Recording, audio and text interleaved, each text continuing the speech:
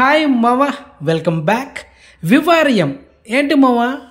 ఈ black movie గురించి review చెప్పమంటే ఈ హాలీవుడ్ మూవీ వివారియం గురించి రివ్యూ ఇస్తున్నావు ఏంటి అంటే ఉంది మావా. దానికి ఒక రీజన్ ఉంది.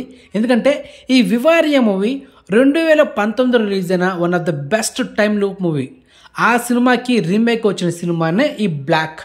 తమిళ యాక్టర్ జీవ అండ్ ప్రియా భవానీ శంకర్ కాంబినేషన్ వచ్చిన లేటెస్ట్ థ్రిల్లర్ మూవీ. సో ఈ బ్లాక్ మూవీ గురించి చెప్పే ముందు మీకు ఈ హాలీవుడ్ మూవీ వివారి గురించి చెప్పాలి మామ. అసలు ఈ సినిమా కాన్సెప్ట్ ఏంటంటే ఇద్దరు కపుల్స్ ఉంటారు మామ, వైఫ్ అండ్ హస్బెండ్. వాళ్ళు వెకేషన్కి ఒక ప్లేస్కి వెళ్తారు. అక్కడ చూడడానికి అన్ని ఇల్లులు అంటే అన్ని హౌసెస్ ఒకే విధంగా ఉంటాయి. మొత్తానికి ఒక ఇంట్లోకి వెళ్తారు. ఒక 3-4 డేస్ బాగా ఎంజాయ్ చేస్తారనమాట ఇద్దరు కపుల్స్. అక్కడ కట్ చేస్తే వీళ్ళిద్దరికి ఒక కొరియర్ వస్తుంది మామ. ఒక బాక్స్, ఒక పెద్ద బాక్స్లో ఒక పిల్లోడు ఉంటాడు. ఆ బాక్స్ ఓపెన్ చేయగానే ఆ పిల్లోడిని చూసేసరికి ఇద్దరు షాక్ అయిపోతారు. అరే, ఈ బాక్స్లో ఎవర్రా మనకు కొరియర్ పంపించిందని ఇద్దరు షాక్ అయిపోతారు అనమాట. కానీ దాంట్లో ఒక లెటర్ ఉంటుంది. ఆ లెటర్లో ఏముంటుందంటే,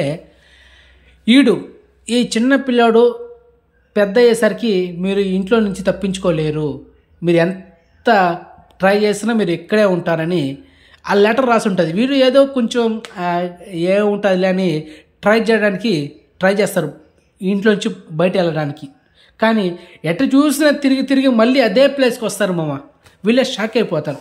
ఇంక చేసేది లేక ఆ పిల్లోడిని పెద్దోడేంత వరకు వాళ్ళే సాగుతారన్నమాట. మొత్తానికి వాళ్ళు ఆ ఇంట్లోంచి ఆ ప్లేస్ నుంచి బయట వచ్చారా లేదా అనేది మీరు ఈ వివారియం సినిమాలో చూస్తారు.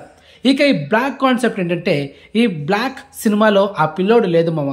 ఇద్దరు వైఫ్ అండ్ హస్బెండ్ ఒక వెకేషన్కి ఒక ప్లేస్కి వస్తారు. సేమ్ అదే హౌస్, సేమ్ అదే విధంగా అన్నీ ఒకేలా ఉంటాయి.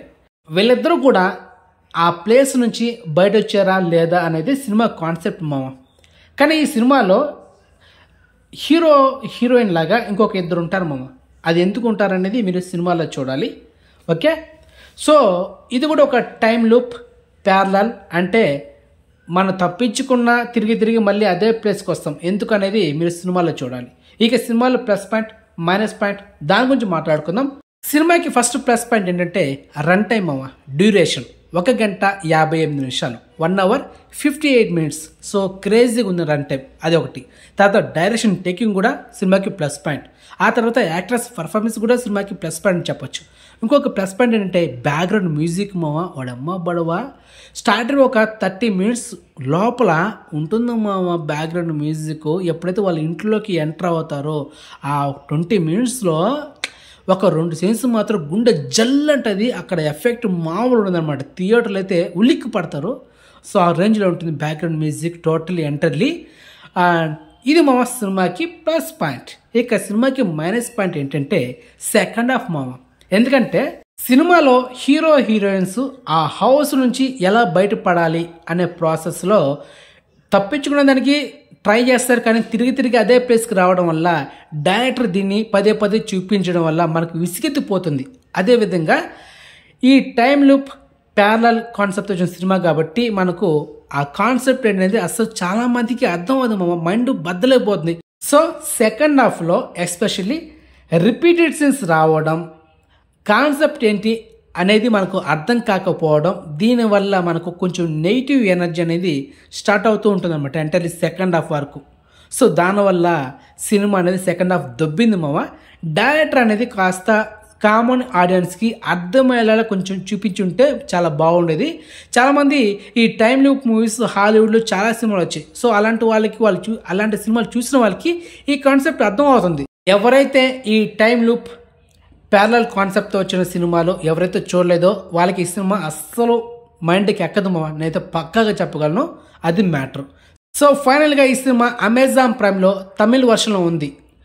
మీకు తెలుగు వర్షన్ కావాలంటే దీనికి ముందు వచ్చిన 2019 రిలీజ్ అయిన వివారియా మూవీ అమెజాన్ ప్రైమ్లో తెలుగు డబ్బుడ్ వర్షన్లో ఉంది. ఈ సినిమాకున్న ఆ వివారియా మూవీ ది బెస్ట్.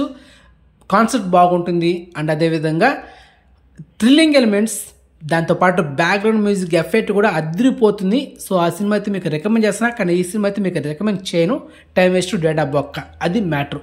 సో మొత్తానికి ఈ సినిమాకి ఈ బ్లాక్ మూవీకి నేను ఇచ్చే రేటింగ్ 5కి out of 2.5 మామ. ఈ సినిమా సెకండ్ హాఫ్ మాత్రం ఒక సాధారణ ఆడియన్స్కి అర్థమయ్యేటట్టు చూపించుంటే డైరెక్టరు పాస్ అయ్యి ఉండేవాడు, కానీ అక్కడ డైరెక్టర్ ఫెయిల్ అయ్యాడు, misfire. So finally cinema next level ఉన్నది. సాధారణ ఆడియన్స్కి సినిమా బుర్రలోకి ఎక్కుంటే, కానీ అది బుర్రలోకి ఎక్కలేదు కాబట్టి సినిమా తమిళ్లో ఫ్లాప్ అయింది. అది మావా మ్యాట్రా. ఓకే బాయ్ మావా.